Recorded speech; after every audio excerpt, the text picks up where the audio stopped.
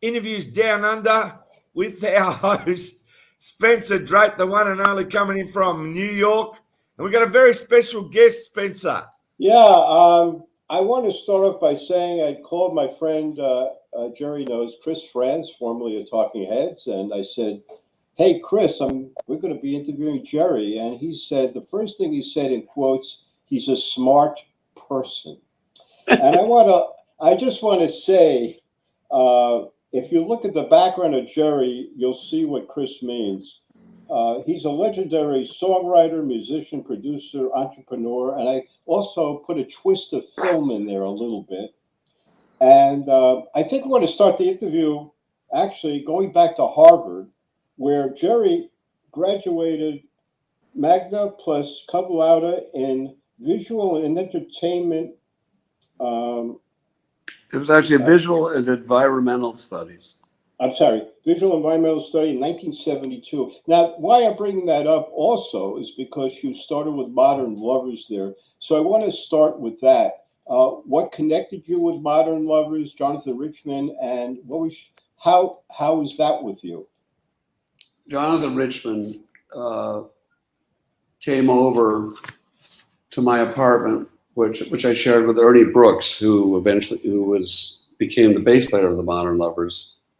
And the reason he was there is that I think that Andy Paley might have been with him, but it was also, there was a contingent of what people call the Andy Warhol superstars, who were these various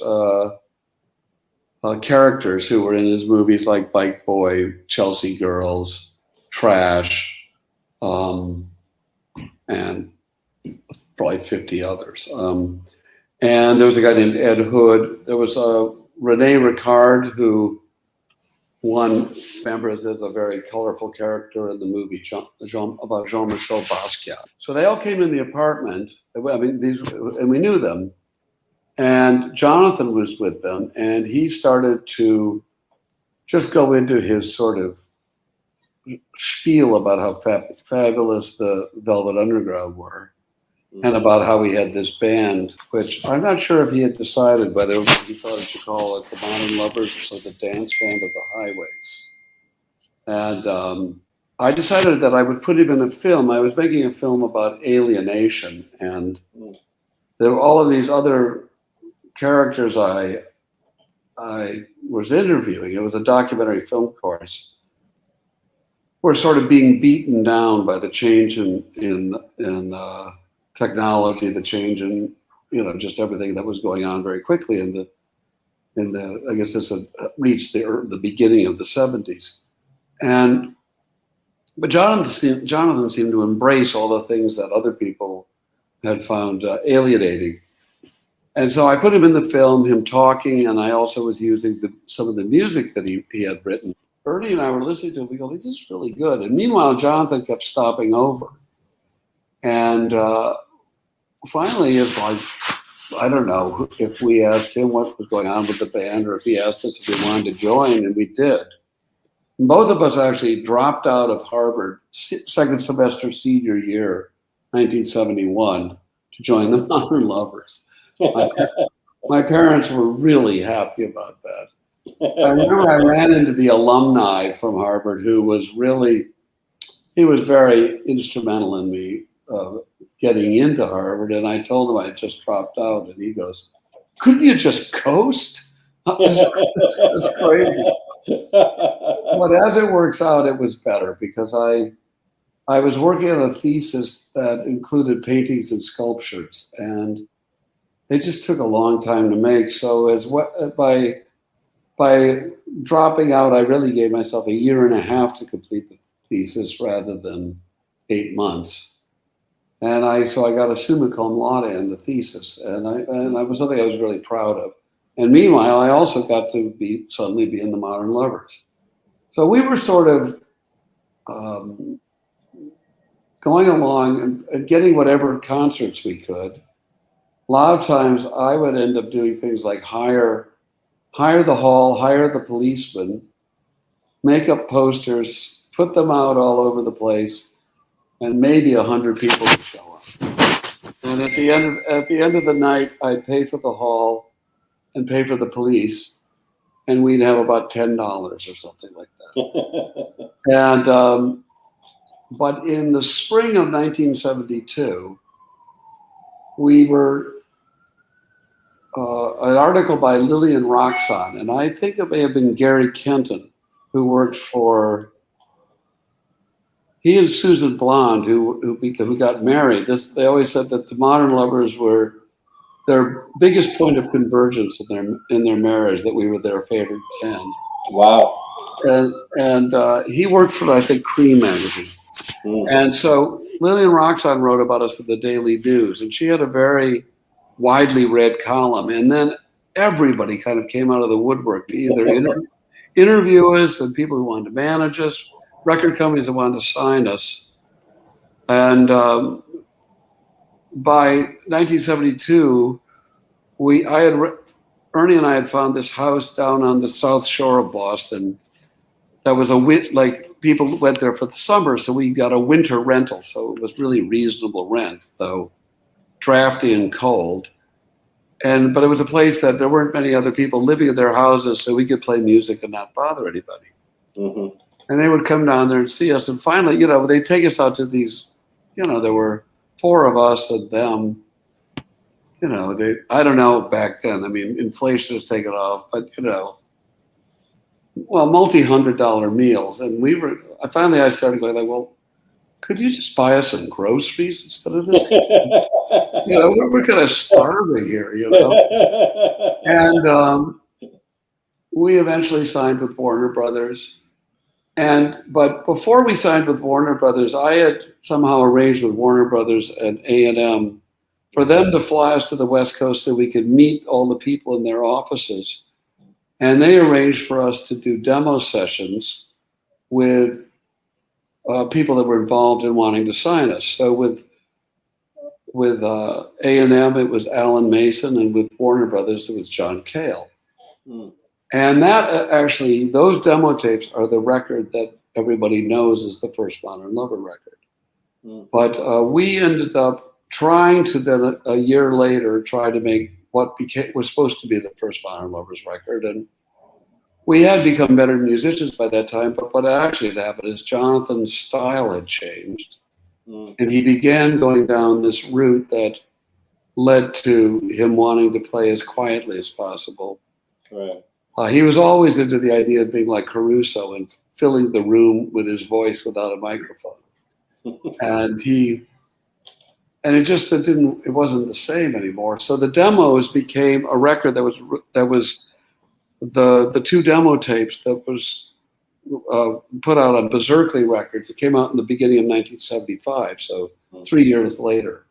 Yeah. And that record was sort of a roadmap for all the early punk bands. Right. And in fact, the Sex Pistols covered Roadrunner. Joan Jett covered Roadrunner. It was a very popular song. Yeah. It was a successful record, particularly in England. And because of that record, the Talking Heads had heard of me.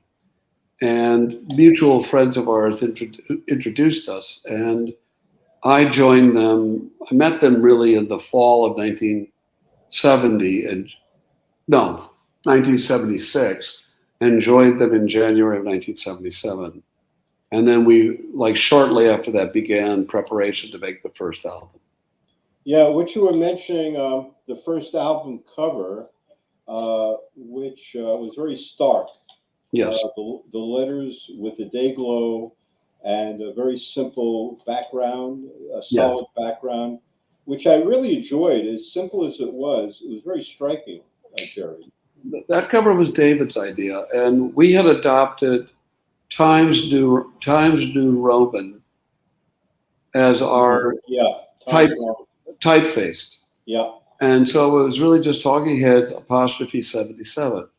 But Queen's Litho, who did the printing for Sire covers, was very reluctant to use Dayglow. So David and I got on the phone and we researched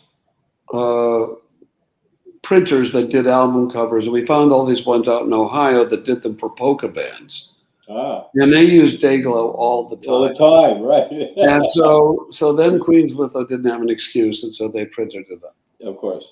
Which is probably why I want to get into Talking Heads right now, because I had the honor, of course, co-designing several pieces with you people. And let's start in with Fear of Music, which whenever I'm interviewed, this is it. Jerry Harrison's name comes up all the time, Jerry, for all my interviews. And of course, you conceived the deck plate cover.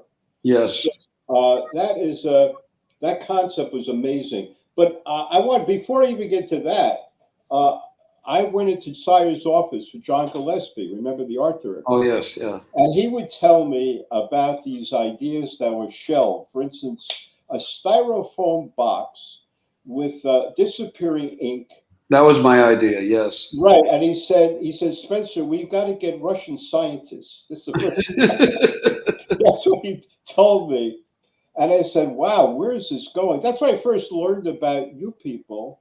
Yeah. And I said, oh, my God, their heads are amazing. They're totally out of the box. Yeah, you know what I wanted was it to be disappearing ink, and it would be a Mylar sleeve rather than clear plastic. Oh, really? And so we would be like, you would have a party to look at the cover, and then it would go away. Wow. Yeah, so for Fear of Music, there was it was like rolls of linoleum, but it was the deck plate pattern. Yeah. So I called up the manufacturer of that, and I said, how thin can you make it, and how inexpensive could it be? Wow. And and I was talking to the sales representative, and he goes, well, we can't do that, right? And I said, well, this is going to be, because I thought, well, maybe we'll print up 500,000 covers. So I go, this is an order for 1 million square feet. Does that change the picture? Wow. And the next moment, this is the president of the company. What can I do for you? And I said, this is what I wanted. And he looked into it and he goes, it won't work getting that thin. Unfortunately, we were able to find a way to create a coating on the cardboard and the embossing process so that it did a really great job of mimicking that tile. Yeah, I want to say my area was art design. So I had a Yale background. I was really good at typography. That was my forte. So you still aren't? I still am. Okay, there you go. But I just want to say that I got from John, he gave me a slip of paper that said Talking Heads, Fear of Music, with a rule in between. So I had to go to these typewriter women in a typewriter place, Jerry. Yeah. Typing out Talking Heads, Fear of Music in different typewriter faces.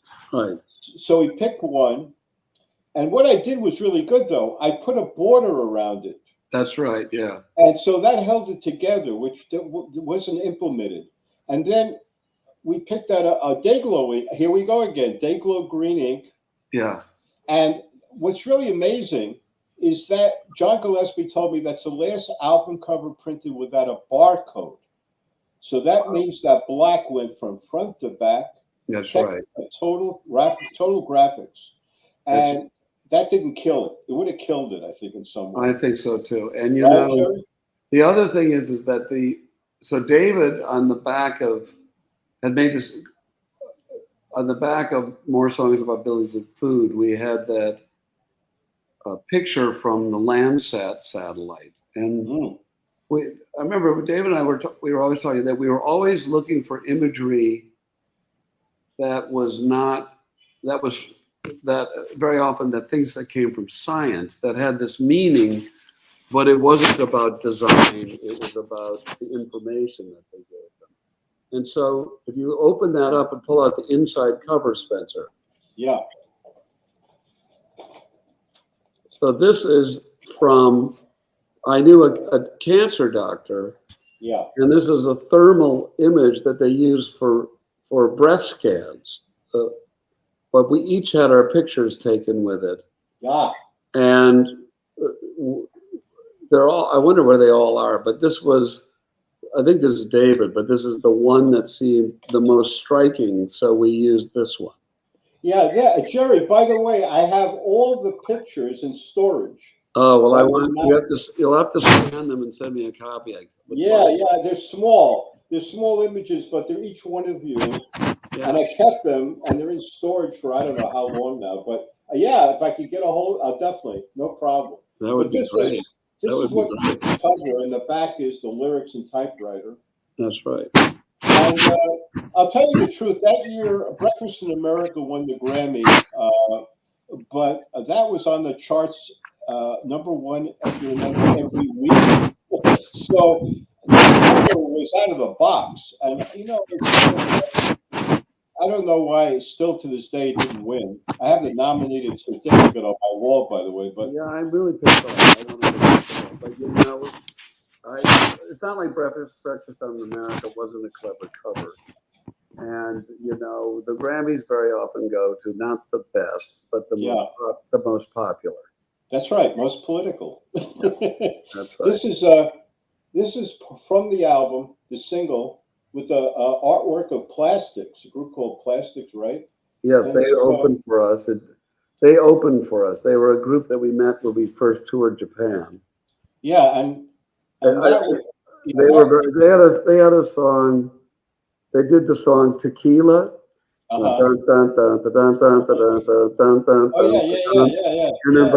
then they didn't go tequila. They went dun dun dun dun dun dun dun dun dun dun dun dun.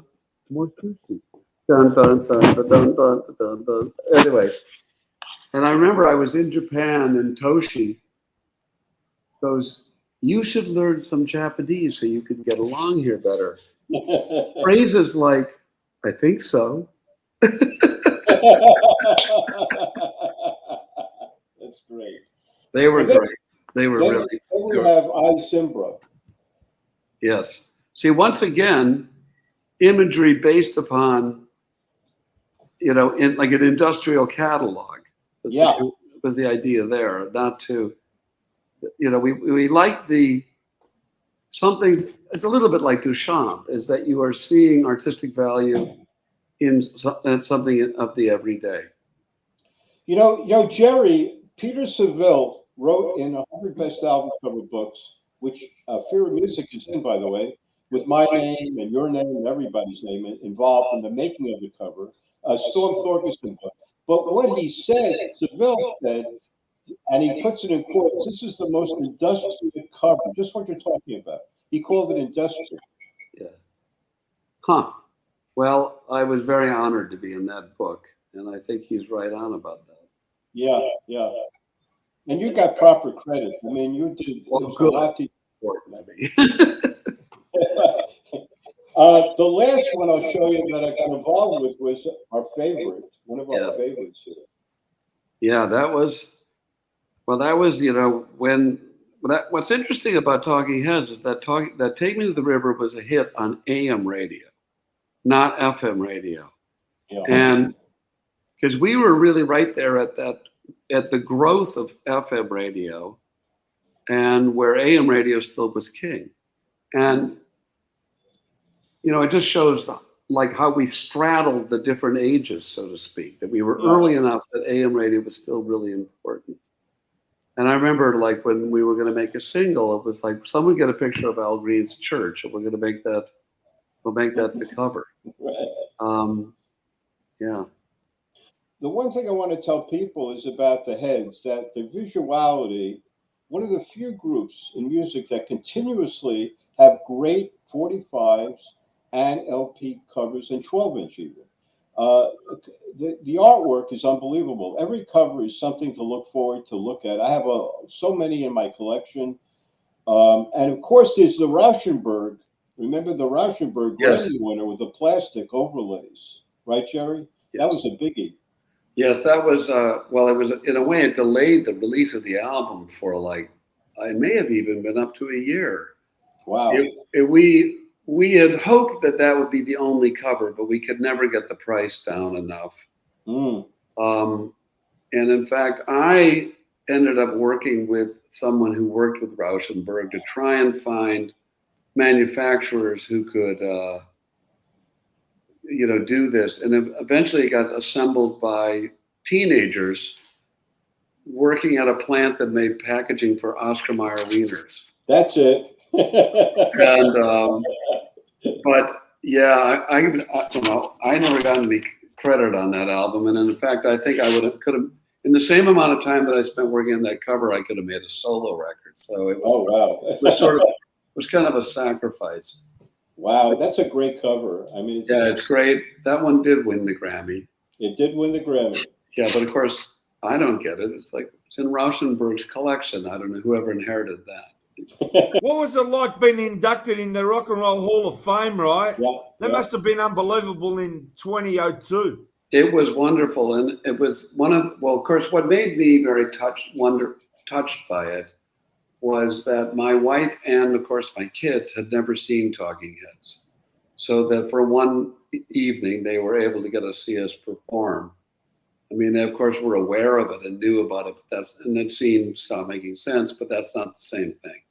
Yeah. And so I think that I was really gratified that we had that one last time of playing together. I went on YouTube and I saw a performance that you guys did, right? In 1980, and I think the show's called Rock Pop or Pop Rock. An unbelievable clip where you're surrounded by all the crowd and you're doing Psycho Killer and you're just like playing that guitar, all of you, just like, it's just so perfect, that video. Yeah, there's a number of those YouTube clips. There's the one, the Rome 1980, I really like. And in fact, I'm out on tour this year with Adrian Belew, who played in that band. Right. I brought him into that band. Wow. And every time I would get together with Adrian,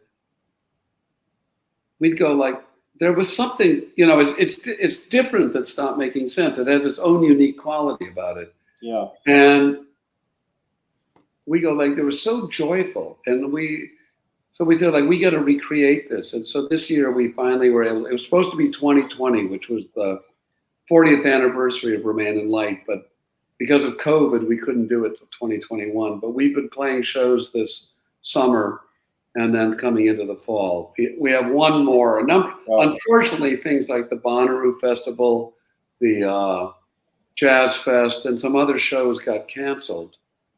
Of course, we'd love to come down to Australia with that. I would, maybe the Tasmania. We'd love to have you here. How many times have you come to Australia, Jerry? Well, have you lost count? No, I think it's 5 or 6. Wow. Unbelievable. What are you going to say? That song, Rev It Up, it's one of the greatest songs. I saw that clip about 3 times yesterday. And I got to say, what a song. Can you tell me how that song came about? Yeah, so I was working with Alex Weir, who is the extra guitar player in Stop Making Sense, who had just an unbelievable feel on guitar. And my father had passed away suddenly. I'm an only child, so I had gone out and started splitting my time between Milwaukee, where I grew up, and New York, so I could take care of her. And I asked the younger brothers of people who I knew in bands when I was growing up, what was the best studio? And they said, you might be surprised about it, but there's this guy in this basement in Shorewood. So I go over to this house and I go, I know this house. My best friend in grade school lived here. And this guy had actually turned the bomb shelter, which had been my best friend's Michael Vartanian bedroom into the recording studio. When we were in high school, his nickname was the Perversion Room. And you will notice there's at least on one of the Violent Femme covers, it may be the Blind Leading the Naked, the one that I produced. It was like recorded at the Perversion Room.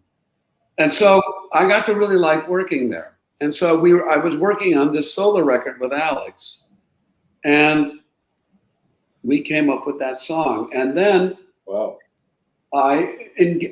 was a really good songwriter named John Seeger, who had been in a band called the R&B Cadets. and he was very helpful with the melody and and mainly all the lyrics. But then there was a whole thing that I changed and put drums on it, real drums on it, and I decided I needed a different bass line, and I finally figured out a way to like lock the bass line with this is all old technology. So all these things that we do sort of instantaneously on computers now, sometimes can take you a whole day. Right. But I did that, and yeah, it is a just wonderful and very unique sound, and just upbeat and a fun song. And we've been playing it in this emulation of Talking Heads 1980 Rome. We do I can't remember all of the names, Thep something or other, Gunji of King Crimson that Adrian wrote. We do a Turquoise song because that's the band we're playing with. We do Rev It Up. And it's great to see that the audience is just grooving along with the Talking Heads music, and I go into Rev It Up, and maybe they get even more excited, you know? Yeah. It's really great. I want to bring up something now. That's amazing stuff, by the way. Did you ever see the video of Rev It Up? I did. Yeah. It's a video I directed with someone else, which has babies in it. Oh, really? Yeah, and it starts with a shot. I had this beautiful 1972, I think, Le Mans convertible. And we somehow created a shot with my son, who was like 1.5, and the baby who was next door that was just about the same age, in baby seats, as if they were driving the car across the 59th Street Bridge. Oh, that's great. And when they pull up to this club, and it's all babies in the club, and so there's baby like disco dancers in jolly jumpers on the bar. That's incredible. And all the babies are like with those little baby seats that like kind of straddle the table on the bar. Wow. But the one thing is, like, so we were playing to the babies, but the thing is, babies don't take up very much room. It's like you get 30 babies together, you think it's a lot. And it's like they take up 10 square feet, and so you've got to really do your camera angles have to be tight. And my wife had solicited the babies by going to like all of the parks where all the mothers were, and it was really funny because the babies would start crying, and like the person who was filming was saying like, we can't have that much crying, and the mother would have to take the baby, and they would take them upstairs and go, shh, you've got to quiet down. It's like your chance to be on camera. Don't ruin it. They were like stage mothers. They were stage mothers with 1.5-year-olds. That's really cool. Hey, listen, I want to get into your next part of, you have so many facets of your life, the producing area. Yes. Since '86 to now, there's so many albums you produced. You've done Verve Pipe, so many. One of my favorite groups, by the way, Verve Pipe. I love them. Yeah. Tell us a little bit, some of the production area. I know there's a lot. I don't want to get into anything crazy, but. Well, it was, you know, doing my, I produced Nona Hendrix before I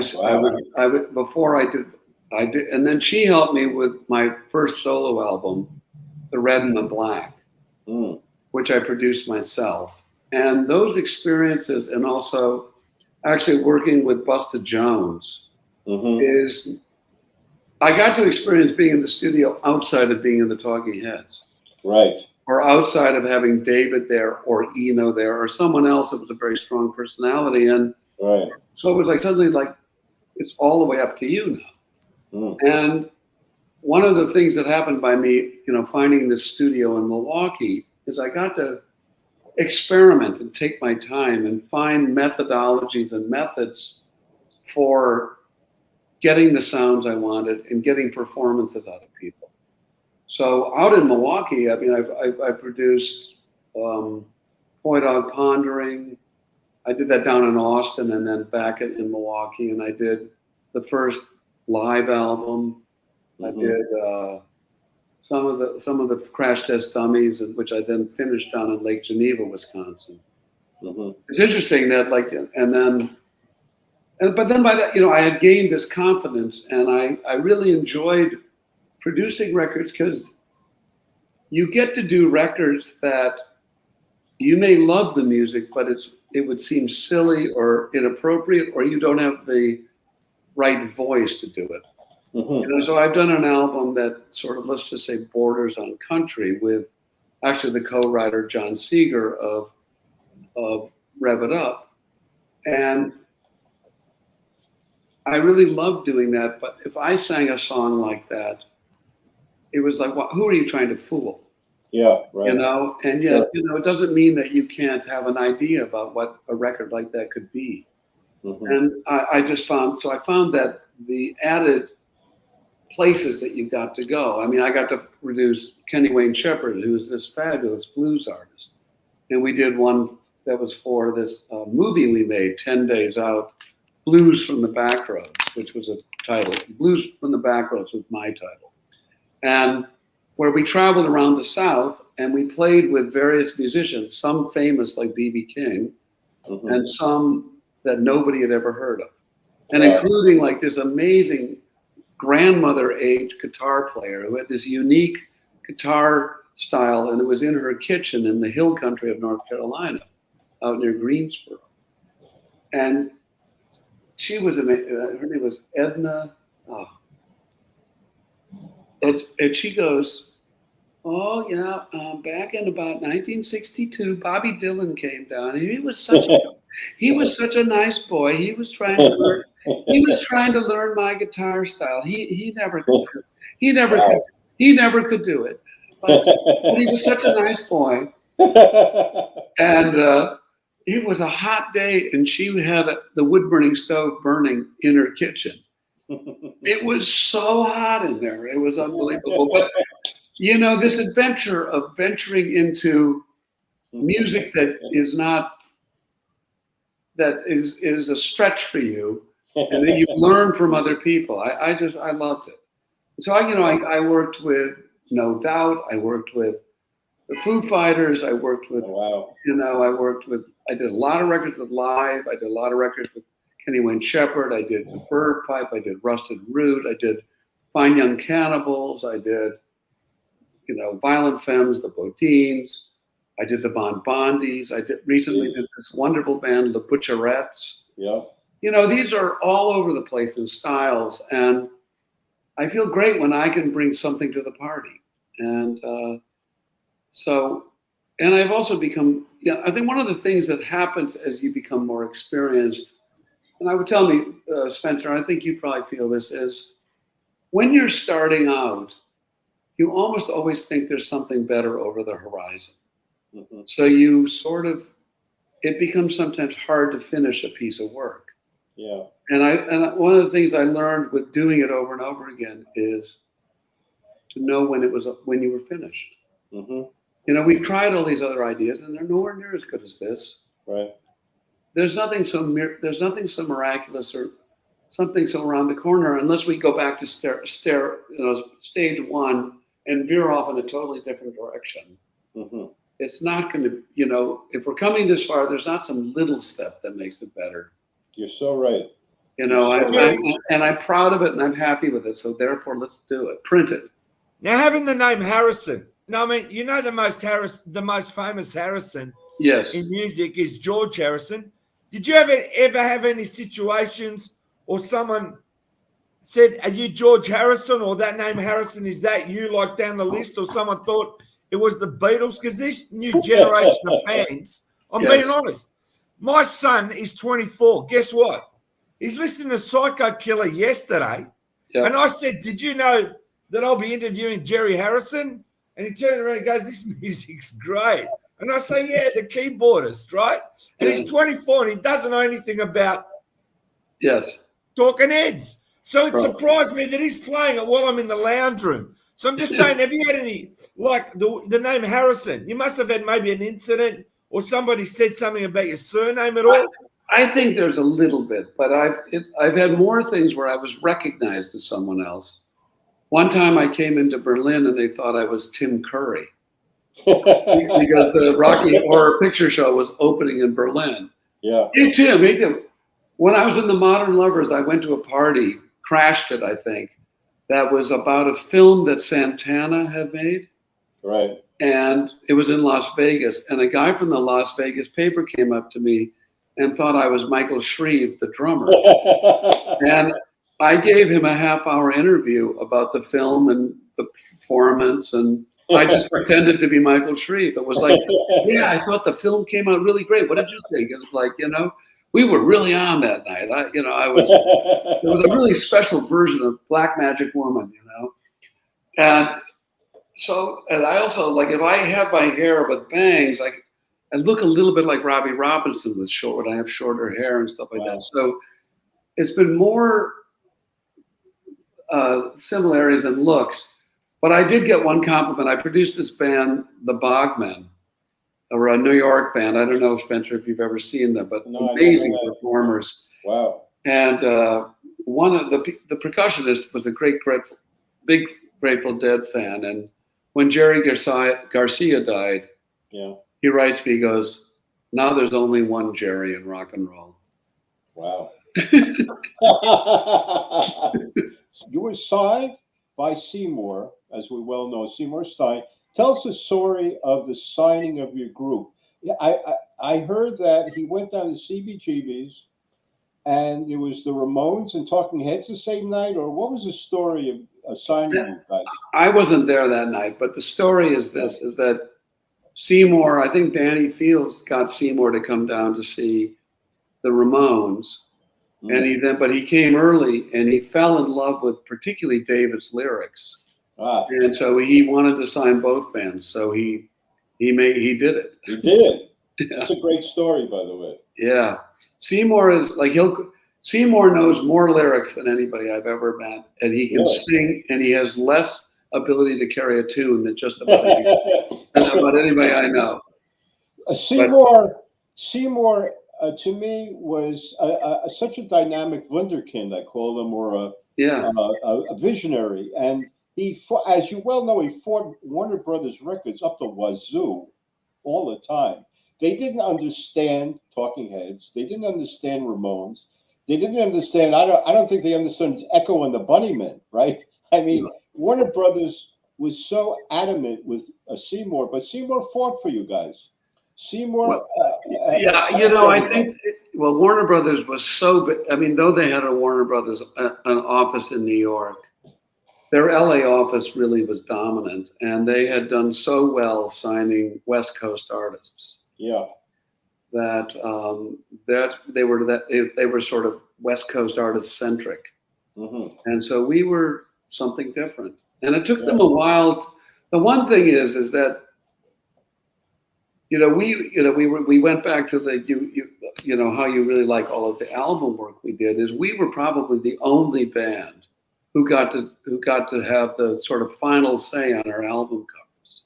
I don't think there's any other band. In fact, we also ended up owning our own videos and leasing them to Warner Brothers. Because what happened is we started having so many ideas for videos that they wanted to be able to say no. Or like, you have to spend your own money. Maybe we'll lease it from you, right? Right. Nobody else had that. But the other thing is, we never got in debt to the record company. Every one of our records made money for the record company. We were very efficient when we made our albums. We didn't build up extraordinarily big budgets, and we toured. And so we built our reputation through hard work. I mean, we were very fortunate to get, we were press darlings, and that really helped. So we had, the ability to get very good press. Also Sire, John Gillespie expanded my career into print ads with Sire after he liked my work, and Seymour liked my work. So I was doing print ads for Talking Heads, and I noticed there was a lot of print ads at different magazines. Yeah. There was a lot of press, great press on you people, right? Very good, very good. Yeah. But anyway, it took him a while with Warner Brothers. And Seymour, well, he was ahead of his times. That's just, and he's such a quirky character, Right. Yeah. Linda, his wife, introduced me to Danny Fields, who later I worked with as you know, the Ramones on Road to Ruin, End of the Century. But they were really amazing stories. Every time I walk in the office, Jerry, there'd be an incredible story. Like Seymour is completely out of it on the airplane. We're sending a limousine out to the airport. You know what I mean? They were crazy stories. Yeah. But Seymour was an amazing person, and I was very blessed to have him as a mentor in my life. And you know, he was very supportive of the Heads. He was very supportive of them. I just saw the Velvet Underground film, Todd Haynes film, with which you must see, by the way, where with Sylvia Reed, who we worked with on Lou and Velvet. Yeah, no, anyway. I know Sylvia Reed because I was on a panel about the Velvet Underground at South by Southwest, and I know Jonathan Richman's in that film, right? That's right. That's what I was going to bring up. He's in that film a lot. Yeah, I've heard that he's really very good in it. He is.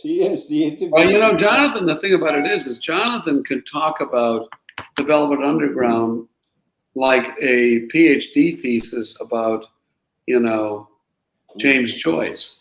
Wow. He can get into all of the details, the interplay between the different members, and how without this it wouldn't be this and it wouldn't be that. And he's great. He's I just made I made a record in 2019 with Jonathan, and I just made a new one. Oh, really? Wow. Yeah, I do. Yeah, the one in 2019 is called SA, S-A, and it's on. I think it's on Blue Arrow Records, a tiny record company. Oh my God! But I recommend you kind of search it out and find it. Yeah, I was going to say that. I could have searched this. It's very unusual. I like that. And it's really funny. It's like Brian Ritchie told me it took him a while to get it. He goes, actually, I had that in my car. I think I listened to that record more than any other record last year. Wow. Yeah, and this new one is really good and very different than SA. So I check that out. I got to check that out, Jerry. Definitely. And he sings all these songs in different languages. So on SA, we have a song in Hindi. And on this record, we have Italian and Spanish. So, oh wow, it's a multicultural thing.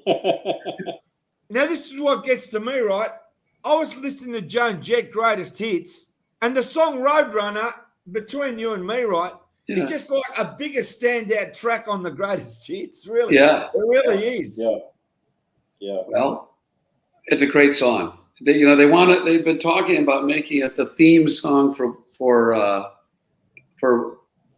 Massachusetts, but I think all the Aerosmith fans go, no, it should be Dream On, but but Dream On has nothing to do with Massachusetts, and Roadrunner has everything. There's a new club in Boston called Roadrunner. That's opening in about a month, I think. It's also Junior Walker and the All Stars song. Yeah, Jerry, I designed for Joan Jett. So when I first got introduced to Joan in the very beginning, that song was a major with me, by the way. I started working with her. But it's a great song. I mean, the song is amazing. It really is. It's been a fantastic show here on Interviews Down Under with Plastic EP and Spencer Drate.